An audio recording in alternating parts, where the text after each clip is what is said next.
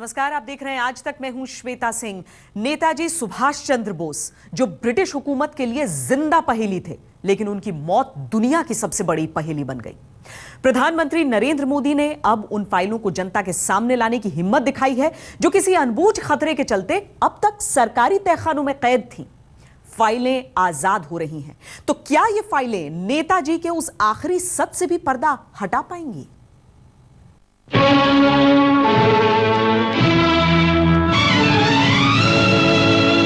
जलते भी गए, कहते भी गए, आजादी के परवाने।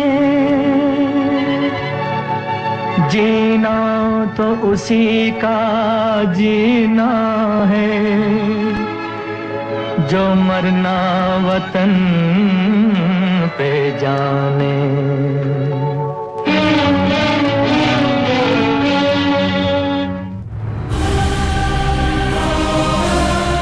आजादी के महानायक नेताजी सुभाष चंद्र बोस, जिनकी आहट अंग्रेजी हुकूमत को हिला देती थी, जिन्होंने गुलाम भारत में आजाद हिंद फौज बनाकर आजादी की जंग का बिगुल फूंका,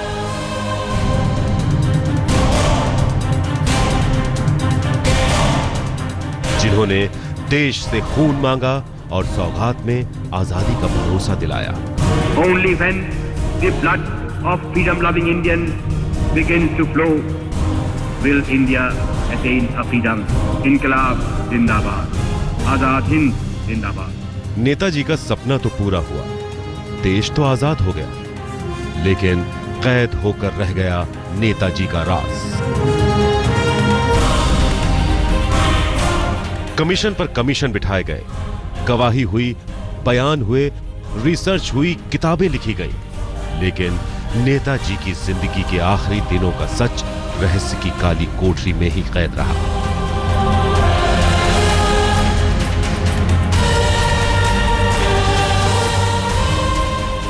सात दशक तक नेताजी की जिंदगी से जुड़ी फाइलें सरकारी तहखाने में धूल खाती रही।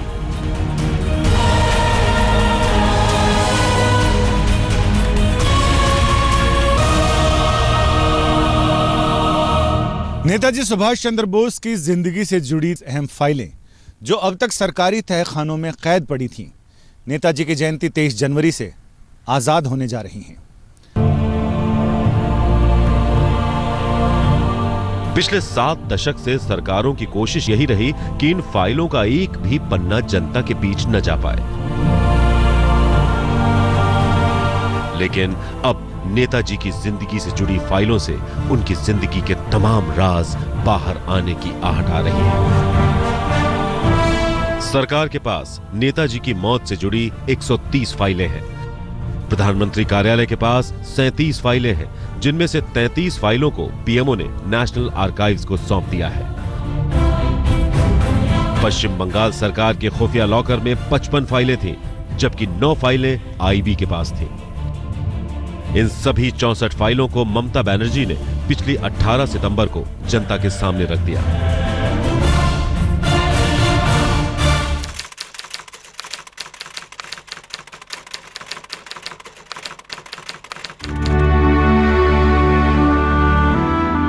वो तारीख थी 18 अगस्त 1945। नेताजी सुभाष चंद्र बोस प्लेन से ताइवान के ताई होकू हवाई अड्डे से मंचूरिया के सफर पर निकले थे। जहाज तो उड़ा, लेकिन इसके बाद की नेताजी की जिंदगी की कहानी किसी धुंध में समा गई। विमान हादसे के 5 दिन बाद 23 अगस्त 1945 को जापान की एक न्यूज एजेंसी ने जो खबर दी, उससे पूरी दुनिया में तहलका मच गया। खबर यह थी कि ताइवान में जिस विमान से नेताजी ने उड़ान भरी थी, वो हादसे का शिकार हो गया और उसी हादसे में नेताजी का निधन हो गया।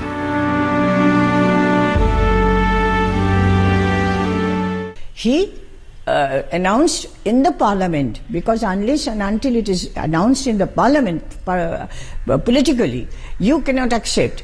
So that was accepted by the government but rejected by the public. Public never believed this theory, and that was the first theory of 1956. Netaji Subhash Chandra Bose की जो शख्सियत थी, जिस तरह बार बार उन्होंने अंग्रेजी हुकूमत को चकमा दिया था, उसे देखते हुए उनके जानने वालों को प्लेन क्रैश में उनके निधन की थियरी पच नहीं पाई।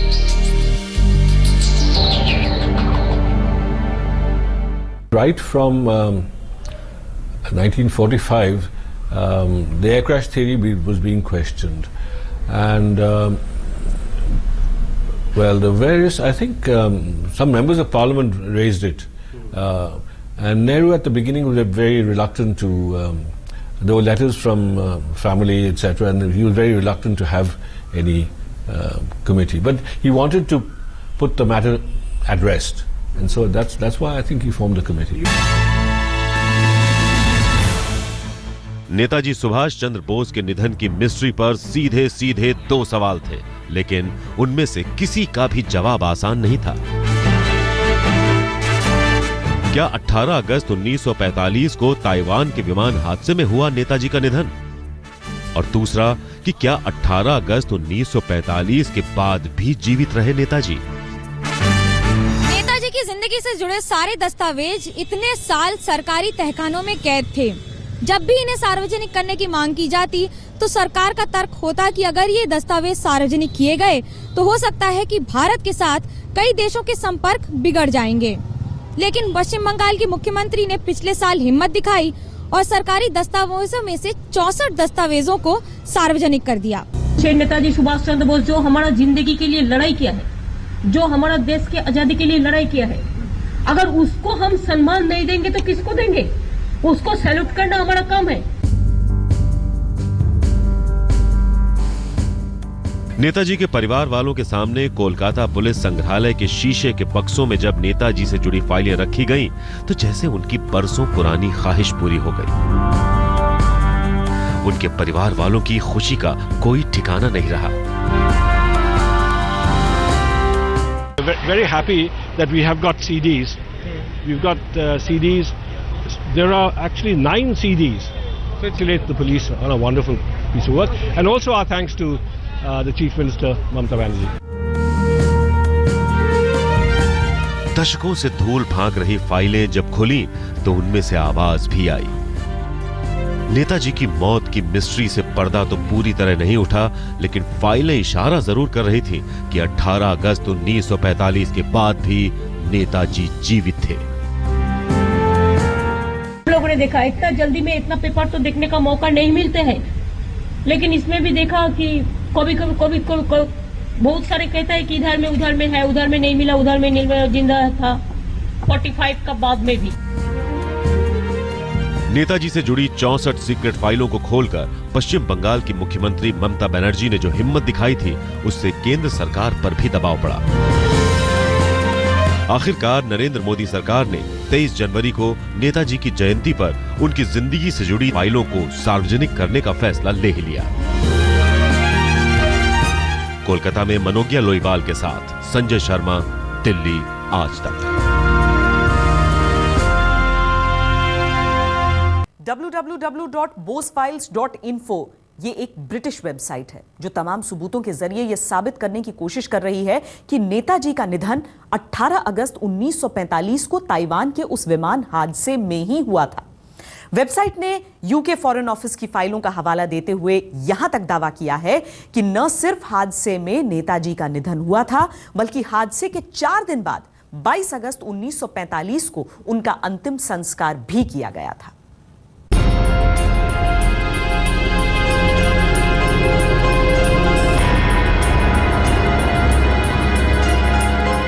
बरस बीते, दशक बीते, लेकिन नेताजी की जिंदगी के आखिरी दिनों पर पड़ा पर्दा पूरी तरह उठ नहीं पाया। रहस्य की तह में जाने की कोशिशों में जुटी एक ब्रिटिश वेबसाइट bosefiles.info ने हाल ही में दावा किया कि 18 अगस्त 1945 को ताइवान के उस विमान हादसे में ही नेताजी का निधन हुआ। वेबसाइट ने अपने दावे के समर्थन में 4 चश्मदीदों के बयान जारी किए। जापान के 2 डॉक्टर, एक दुभाषिया और ताइवान की एक नर्स।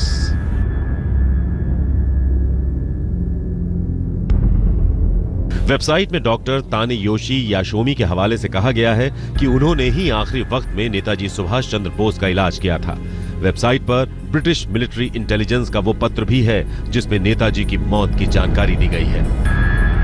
सीनियर जर्नलिस्ट आशीष रे ने बोस फाइल्स के जरिए ऐसे कई दस्तावेज रिलीज किए हैं जिनमें ये दर्शाया गया है कि नेताजी के अंतिम संस्कार के दौरान और प्लेन क्रैश के दौरान जो भी लोग मौजूद थे उनका फर्स्ट हैंड अकाउंट उन्होंने रिलीज किया है। उनका एक विमान दुर्घटना हुआ और दुर्घटना के बाद ये हुआ ताइपे में, जो ताइवान का कैपिटल है, और वहाँ पे उसके बाद दुर्घटना के बाद उनका अस्पताल लेके गया और उनकी मौत उस अस्पताल में हुआ उस दिन रात को 18 अगस्त 1945, 45 साल में।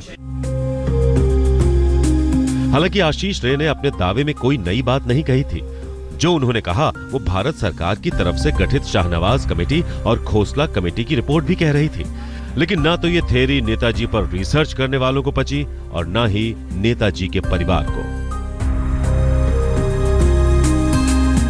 95 में उन्होंने ताइवान गया था, परिवार के किसी को नहीं बताया। ये तो काफी ये न्यूज बन गया। और 95 में जब गया था उन्होंने कुछ तथ्य उधर देखा था, जो मृत्यु हुआ था सुभाष बोस का, उनका पता चल गया। तो 21 साल बीत गया है। 21 साल के बाद उन्होंने ये वेबसाइट में क्यों ला रहे हैं? और हबीबुर रहमान को जो पिक्चर हम लोग फोटो पहले में देखा, उसमें एक तो बॉडी है, कवर्ड बॉडी, कोई नहीं बोला इस बात। क्या आशीष राय बोलने से क्या होएगा? ठीक है, अब कल तो we are having declassification of the files, let's wait. Netaji की मौत का सच सामने लाने के लिए अटल बिहारी वाजपेयी सरकार ने 1999 में जस्टिस M.K. मुखर्जी कमीशन का गठन किया था। मुखर्जी कमीशन ने बेहद चौंकाने वाली रिपोर्ट दी थी। रिपोर्ट के मुताबिक नेताजी सुभाष चंद्र बोस का निधन हो चुका है, लेकिन नेताजी की मौत विमान हादसे में नहीं हुई। विमान हादसे की कहानी नेताजी को भाग जाने में मदद करने के लिए गढ़ी गई। जापान और ताइवान की सरकार को इस पूरे खेल की जानकारी थी। ताइवान ने कहा था उसकी जमीन पर 1945 में कोई विमान क्रैश ही नहीं हुआ। जापान के मंदिर में रखी अस्थियां भी नेताजी की नहीं हैं। जस्टिस मुखर्जी ने यह भी कहा कि इस बात के भी कोई सबूत नहीं कि नेताजी ही फैजाबाद के गुमनामी बाबा थे। मुखर्जी कमीशन ने अपनी रिपोर्ट 8 नवंबर 2005 को सरकार को सौंपी थी। 17 मई 2006 को यह रिपोर्ट संसद के सामने रखी गई, लेकिन सरकार ने इस रिपोर्ट को खारिज कर दिया। नेताजी सुभाष चंद्र बोस पर रिसर्च करने वालों और उनके समर्थकों को मुखर्जी कमेटी की यह रिपोर्ट सच्चाई के ज्यादा करीब नजर आती है।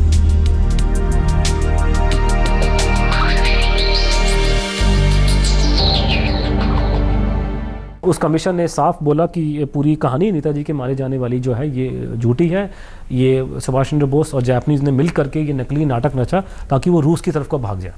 और किसी जापानी सोल्जर की को उन्होंने मतलब उसकी डेड बॉडी को, नेताजी की डेड बॉडी बता दिया, उसको उन्होंने उसको जलाया। उसी की अस्थियां वो जापान में पड़ी है रंगोजी टेम्पल में, और नेताजी रूस की तरफ को चले गए। नेताजी के समर्थकों का कहना है कि नेताजी विमान हादसे से रूस पहुंचने में कामयाब हो गए थे और ब्रिटिश हुकूमत लगातार उनकी जासूसी करवाती रही। कोलकाता में जो फाइलें सार्वजनिक की गईं, उनमें भी कई जगह संकेत मिले हैं कि नेताजी विमान हादसे के बाद जिंदा थे। अब नजर उन 33 फाइलों पर है जो 23 जनवरी को जनता के बीच आएंगी। लंदन में लवीना टंडन, कोलकाता में मनोज्ञा लोईवाल के साथ संजय शर्मा, दिल्ली आज तक।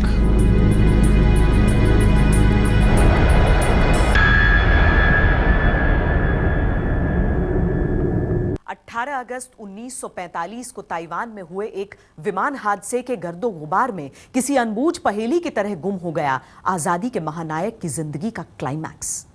मुखर्जी कमीशन ने तो साफ कह दिया कि विमान हादसे में नहीं गई थी नेताजी की जान।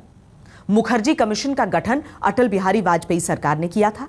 रिपोर्ट कांग्रेस के राज में आई थी। यह रिपोर्ट पहले की कमेटियों की रिपोर्ट से बिल्कुल अलग थी।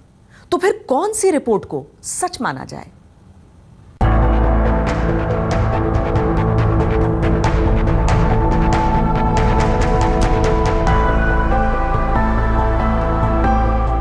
अंग्रेजों के लिए हमेशा मिस्ट्री मैन रहे नेताजी सुभाष चंद्र बोस की जिंदगी का क्लाइमैक्स भी मिस्ट्री बन गया। सवाल उठे तो रहस्य से पर्दा उठाने के लिए जांच कमेटियां भी बनी।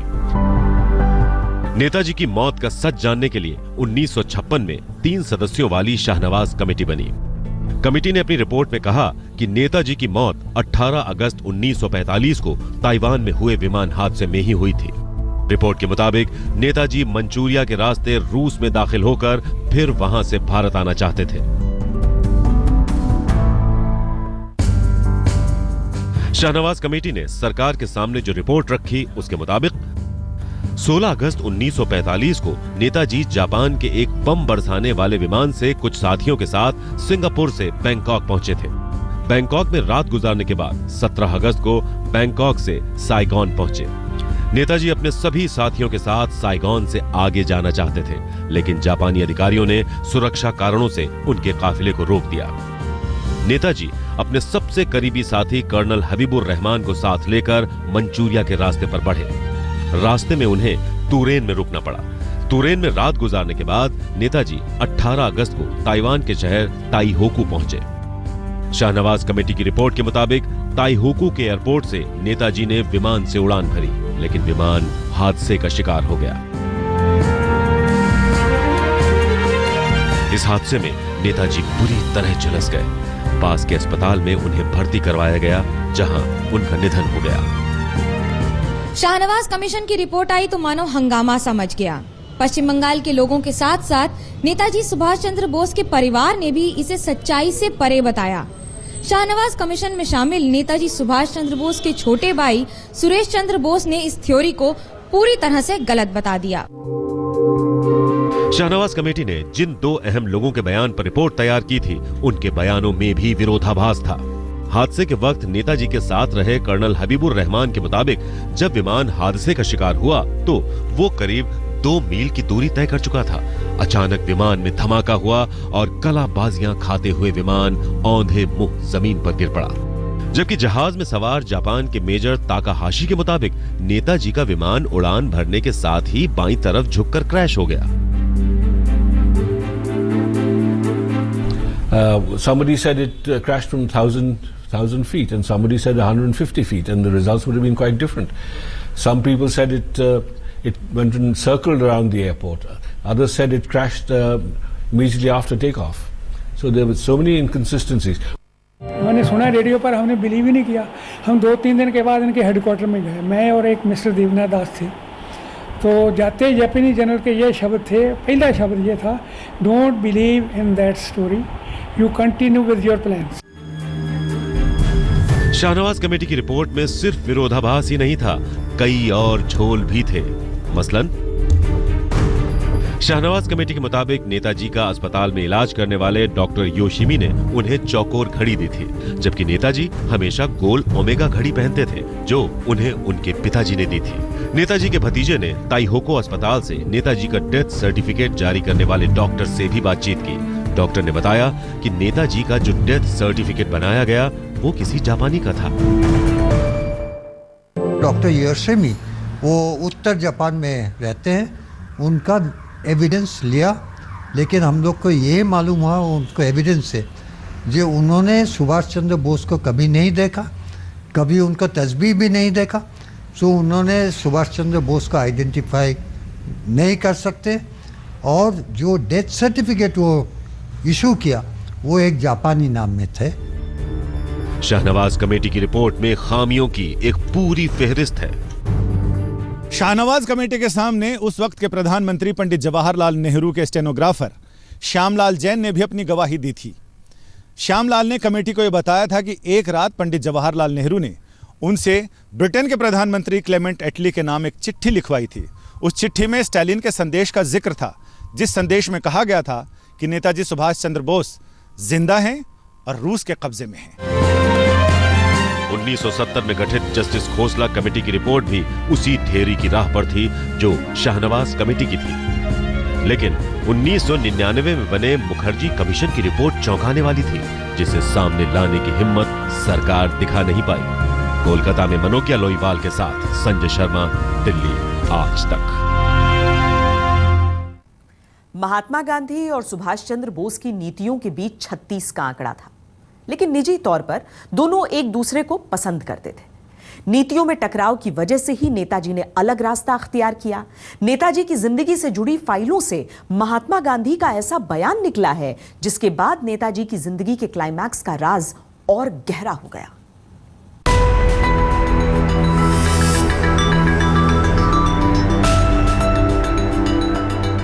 पश्चिम बंगाल सरकार ने 4 महीने पहले जब नेताजी की जिंदगी से जुड़ी 64 फाइलों को सार्वजनिक किया तो उन फाइलों से तमाम राज सामने आए।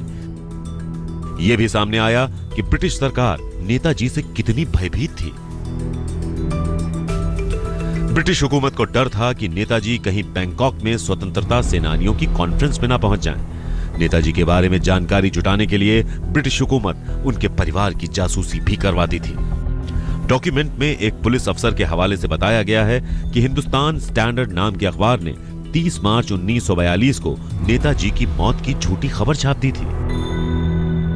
सरकारी दस्तावेजों में भले ही 18 अगस्त 1945 को ताइहुकू में हुए प्लेन क्रैश में नेताजी के निधन की बात कही गई है, लेकिन नेताजी के परिवार ने इसे कभी सच नहीं माना। इसके कारण है खुद महात्मा गांधी द्वारा दिए गए कई बयान। नेताजी के निधन के बाद महात्मा गांधी ने बंगाल की एक प्रार्थना सभा में कहा था, मुझे लगता है कि नेताजी जिंदा है। हमें उनका श्राद्ध नहीं करना चाहिए क्योंकि उनकी मौत पर प्रश्न चिन्ह लगा हुआ है। कोलकाता में सार्वजनिक की गई फाइलों में से एक फाइल के मुताबिक महात्मा गांधी ने इसे अपने अंतर मन की आवाज कहा था, लेकिन कांग्रेसियों को शक था कि गांधी जी के पास कोई गोपनीय सूचना है। कोलकाता में सार्वजनिक हुई नेताजी से जुड़ी एक फाइल में लिखा है कि पंडित जवाहरलाल नेहरू को एक चिट्ठी मिली है जिसमें नेताजी ने उन्हें बताया है कि वो रूस में हैं और भारत लौटना चाहते हैं। ऐसा भी हो सकता है कि जब महात्मा गांधी ने सार्वजनिक तौर पर बोस के जिंदा होने की बात कही थी, उसी दौरान ये चिट्ठी भेजी गई हो। हालांकि नेताजी के परिवार वालों का मानना है कि महात्मा गांधी को नेताजी के जिंदा होने की बात मालूम थी। घूम फिर कर सवाल फिर वहीं पहुंचता है कि अगर उस विमान हादसे में नेताजी का निधन नहीं हुआ तो फिर नेताजी कहां चले गए, क्यों गुमनाम हो गए। हो सकता है कि 23 जनवरी को नेताजी से जुड़ी जो फाइलें सार्वजनिक हो रही हैं, उनमें इस सवाल का जवाब मिल जाए। कोलकाता में मनोज्ञा लोईवाल के साथ संजय शर्मा, दिल्ली आज तक। नेताजी की जिंदगी से जुड़े तमाम और राज, कई और खुलासे अभी बाकी हैं। कीजिए बस थोड़ा सा इंतजार, देखते रहिए हमारी ये खास पेशकश।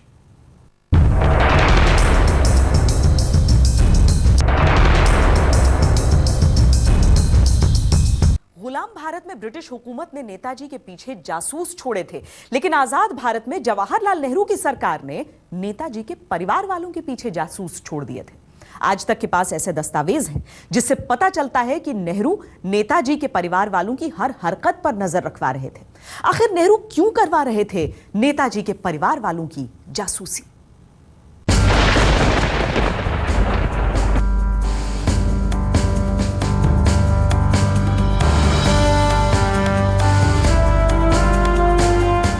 नेताजी सुभाष चंद्र बोस और पंडित जवाहरलाल नेहरू, आजादी की जंग के दो सिपाही, लेकिन दोनों का मिजाज अलग, रास्ते अलग, अंदाज अलग। देश की आजादी से 2 साल पहले नेताजी रहस्य की धुंध में खो गए तो आजादी के बाद नेहरू देश के पहले प्रधानमंत्री बने। नेहरू सरकार आधिकारिक तौर पर मान चुकी थी कि 18 अगस्त 1945 को ताइवान के विमान हादसे में नेताजी का निधन हो गया, लेकिन आज तक के हाथ लगे दस्तावेज बताते हैं कि नेहरू जी नेताजी के परिवार वालों की जासूसी करवाते थे। आजादी के 1 साल पूरे नहीं हुए थे कि नेहरू ने नेताजी पर जासूसी लगा दी। वो कहाँ जाते थे, किससे मिलते थे, क्या बातें करते थे और उनका आना जाना किस इलाके में था, इन सब पर नजर रखी जाने लगी। यहाँ तक कि जब उनके परिवार वाले या परिजन विदेश जाते थे तो एक इंटेलिजेंस ब्यूरो की यूनिट उनके साथ उन पर खास नजर रखती थी। आप उनके फैमिली के उनके भतीजों पे जो अपने आप में देशभक्त थे, जो फ्रीडम फाइटर थे, आप उनके ऊपर जासूसी करते हो अंग्रेजों की तरह से। आप इंटेलिजेंस मशीनरी का मिसयूज़ करते हैं, आप लोकल इंटेलिजेंस को लगाते हैं उनके पीछे, उनकी मूवमेंट को आप इंटरसेप्ट करते हैं, आप उनके लेटर्स को पढ़ते हैं खोल के, आप उसको फाइलों में लगाते हैं। सुभाष चंद्र बोस की बीवी को भी नहीं छोड़ते आप लोग। 1952 में नेताजी की पत्नी एमिली ने ऑस्ट्रेलिया से अपने भतीजे शिशिर कुमार बोस को चिट्ठी लिखी थी। 20 अक्टूबर 1952, नेताजी की पत्नी का भतीजे के नाम पत्र। अनीता अपने स्कूल में अच्छा कर रही है, उसका स्वास्थ्य भी अच्छा है, वो बड़ी हो रही है लेकिन मोटी नहीं है। वो स्कूल में अंग्रेजी की शिक्षा ले रही है, उसे मजा आ रहा है। ये खत शिशिर कुमार बोस तक पहुंचने से पहले नेहरू के आईबी अफसरों की निगाहों से गुजर चुका था। ऐसी तमाम चिट्ठियां और नेताजी की मौत के बाद के वक्त से जुड़े दस्तावेज सरकार के नेशनल आर्काइव्स में हैं। आज तक को जो दस्तावेज मिले हैं उनसे पता चलता है कि नेहरू किस कदर नेताजी के परिजनों की जासूसी करवा रहे थे। एक मिसाल देखिए। 26 नवंबर 1953, तत्कालीन विदेश सचिव सबिमल दत्त को नेहरू का पत्र। जापान से लौटने के तुरंत बाद मुझे खबर मिली कि अमीय बोस टोक्यो पहुंचे हैं। आप टोक्यो में राजदूत को लिखकर यह सूचित करें कि वो अमीय बोस पर नजर रखें। टोक्यो में उन्होंने क्या क्या किया? क्या वो हमारे दूतावास गए? क्या वो रेंकोजी टेम्पल भी गए? कंजी दरअसल जापान का वो मंदिर है जहां पर नेताजी की कथित अस्थियों को रखा गया है, लेकिन नेताजी सुभाष चंद्र बोस के परिवार ने इस बात को आज तक सच नहीं माना। तो आखिरकार क्या कारण था कि नेहरू अमीय बोस के जापान जाने से परेशान हो गए?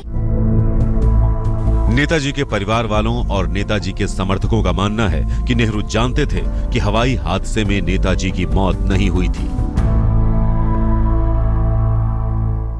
ये तो हम लोगों को पहले से मालूम था, और सुभाष चंद्र बोस को हिंदुस्तान की दूर रखने के लिए कांग्रेस पार्टी और जवाहरलाल नेहरू ने कॉन्स्पिरेसी भी किया है, वो हम लोगों को मालूम था।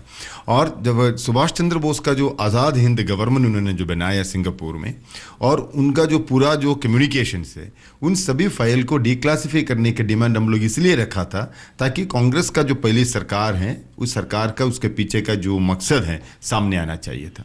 लेकिन कांग्रेस पार्टी कभी उसका कोई कदम नहीं उठाया।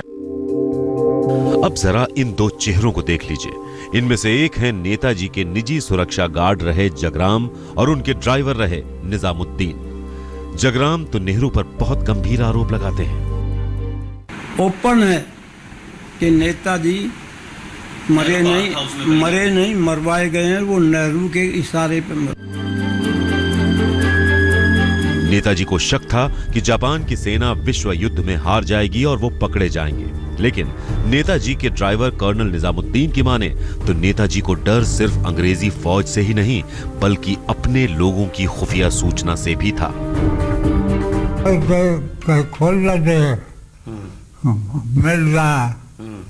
हमको मरवा देंगे। तो अंग्रेज तो दुश्मन है ही है हमारा, लेकिन हमें दूसरों से भी हमें बहुत डर है कि जो हमें यही डर लगा रहता है कि कहीं हमें पकड़ो। जगराम और निजामुद्दीन की ये बातें सिर्फ कही सुनी बातें हो सकती हैं, लेकिन नेताजी के परिवार वाले भी नेहरू पर संगीन आरोप लगाते हैं। हालांकि कांग्रेसी नेता ऐसी बातों को निराधार बताते हैं। तो सरकार में तो श्यामा प्रसाद मुखर्जी भी थे जो जनसंघ के संस्थापक है, तो फिर श्यामा प्रसाद मुखर्जी ने भी उनकी जासूसी कराई। फिर उसमें गृह मंत्री सरदार पटेल थे, उन्होंने भी जासूसी कराई थी। नेहरू और नेताजी के रिश्तों की तलखी की कहानियां तब से हैं जब दोनों कांग्रेस में एक साथ हुआ करते थे। नेताजी ने कांग्रेस से किनारा कर देश की आजादी के लिए अलग रास्ता अख्तियार किया, फिर भी नेहरू की निगाहों में जड़े ही रहे नेताजी। मनोकिया लोईवाल के साथ आज तक ब्यूरो।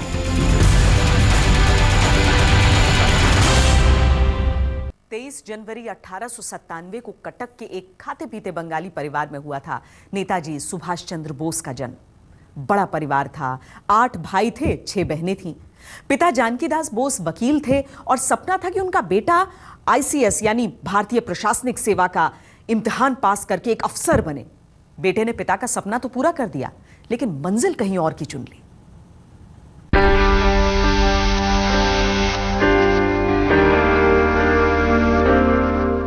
चौदह भाई बहनों में 9वें नंबर पर थे सुभाष चंद्र बोस। पढ़ाई में शुरू से ही बहुत तेज थे। पिता जानकीनाथ बोस कटक के मशहूर वकील थे और चाहते थे कि उनका बेटा सुभाष प्रशासनिक सेवा में जाए। लिहाजा उच्च शिक्षा के लिए सुभाष चंद्र बोस इंग्लैंड के कैम्ब्रिज विश्वविद्यालय में पढ़ने चले गए। जानकी दास का सपना भी पूरा हुआ। Subhash Chandra Bose Indian civil services के लिए चुने गए, बल्कि उन्होंने उस परीक्षा में चौथा स्थान भी प्राप्त किया। लेकिन गुलाम देश में प्रशासनिक अधिकारी का पद संभालना उन्हें गंवारा नहीं हुआ। नौकरी को लात मारकर सुभाष चंद्र बोस भारतीय राष्ट्रीय कांग्रेस के साथ जुड़कर आजादी की जंग में कूद पड़े। आज तक ब्यूरो। हमारी इस पेशकश में इतना ही। देश और दुनिया की बाकी खबरों के लिए आप देखते रहिए आज तक।